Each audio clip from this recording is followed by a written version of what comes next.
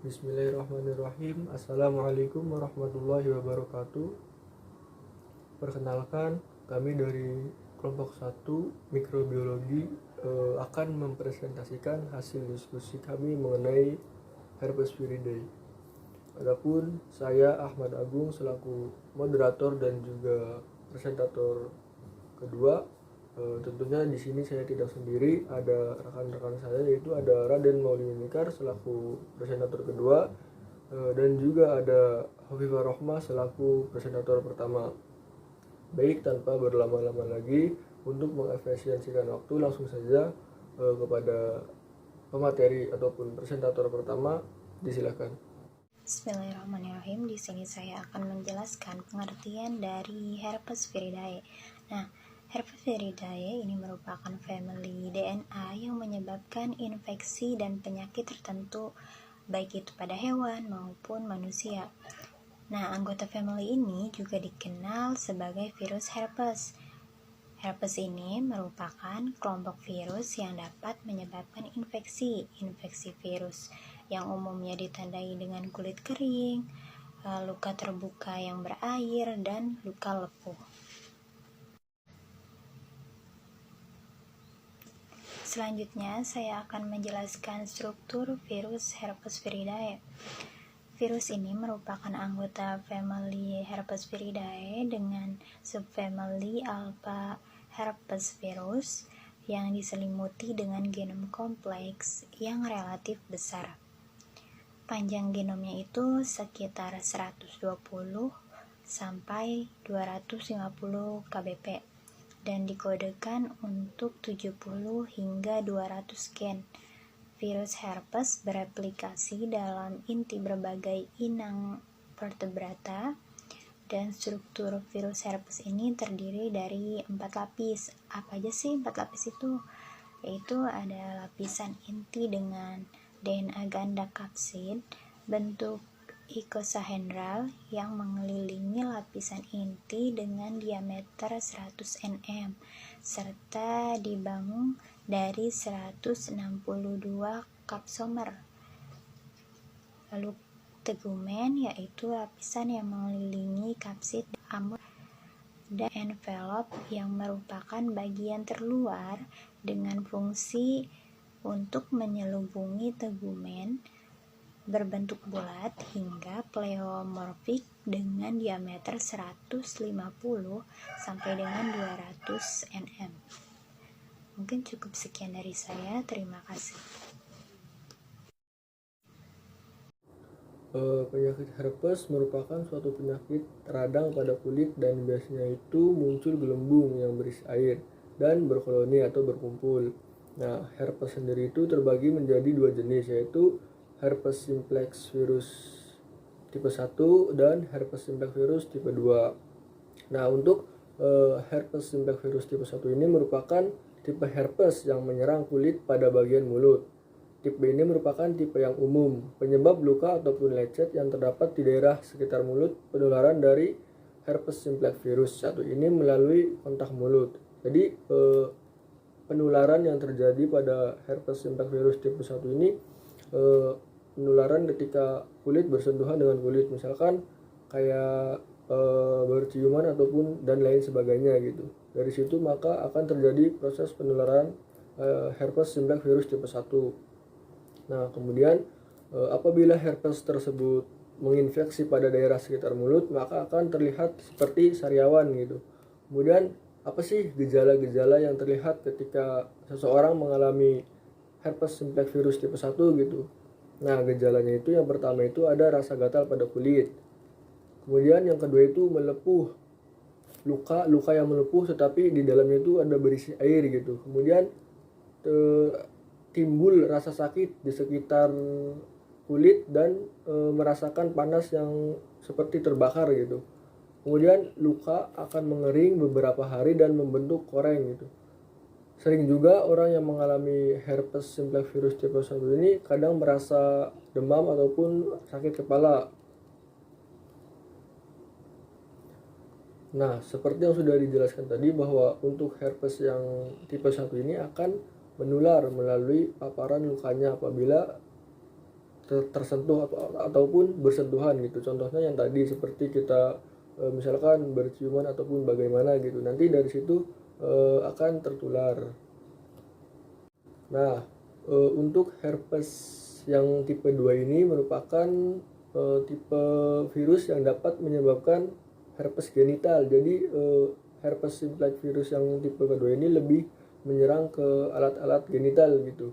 Nah, herpes simplex virus tipe ini dapat juga dikatakan sebagai penyakit menular masyarakat atau PMS karena sebab dari penyakit ataupun virus tipe 2 ini merupakan virus yang menginfeksi ataupun menyerang alat kelamin baik itu perempuan maupun laki-laki.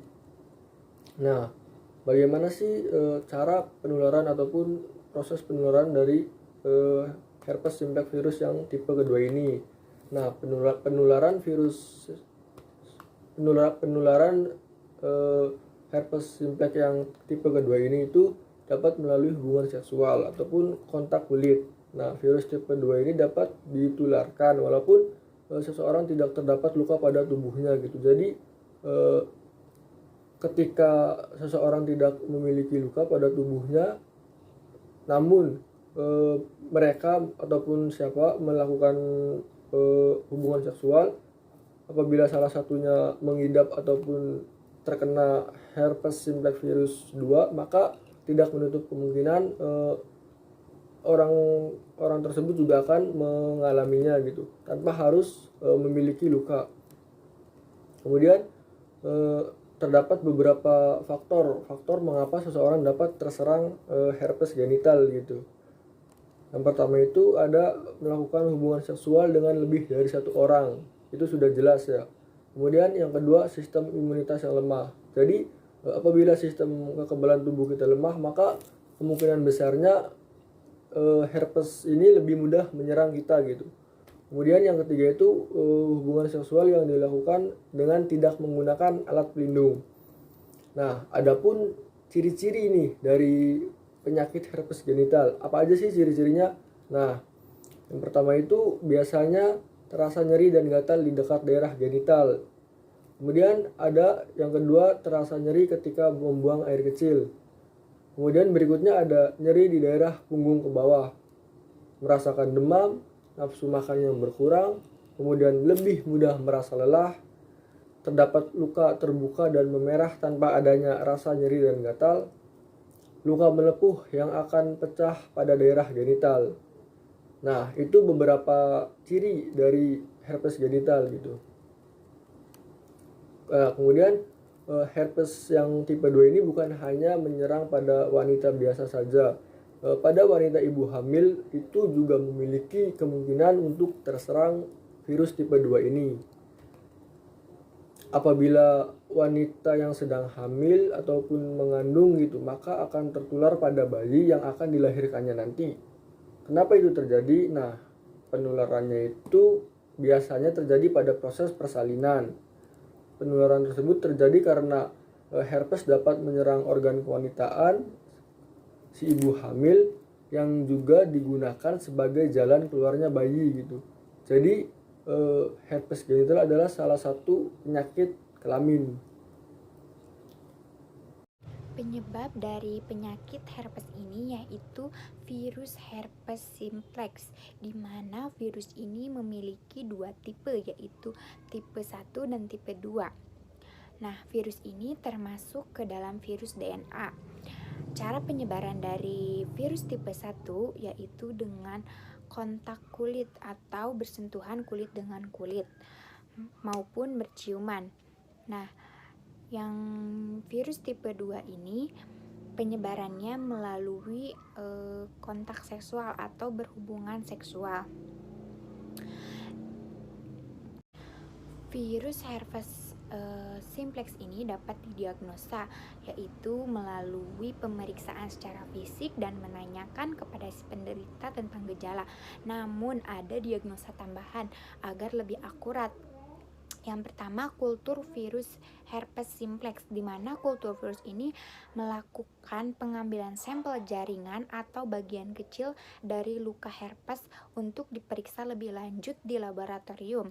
Yang kedua, tes antibodi. Tes antibodi ini yaitu pemeriksaan darah untuk mengamati adanya antibodi terhadap virus simplex ini dan mendeteksi adanya infeksi herpes di masa lalu atau di mana si penderita ini pernah mengalami dulunya yang namanya herpes simplex ini atau penyakit herpes. Pengobatan virus herpes simplex ini berfokus kepada penghilangan bekas luka atau bekas lepuhan dan mencegah penyebaran virus ini. Nah, sedangkan untuk mengurangi rasa nyeri yang ditimbulkan oleh virus ini dapat dilakukan dengan mengonsumsi obat pereda nyeri yang tentunya dianjurkan oleh dokter. Kemudian mandi dengan menggunakan air suam. Air suam yaitu air di mana tidak panas dan tidak dingin. Airnya hangat. Nah, kemudian kompres luka dengan air hangat atau air dingin. Kemudian menggunakan pakaian yang longgar, jangan menggunakan pakaian yang ketat. Dan yang terakhir, menjaga area koreng atau penyebaran virus ini tetap kering dan bersih atau tetap steril agar penyebarannya tidak begitu cepat.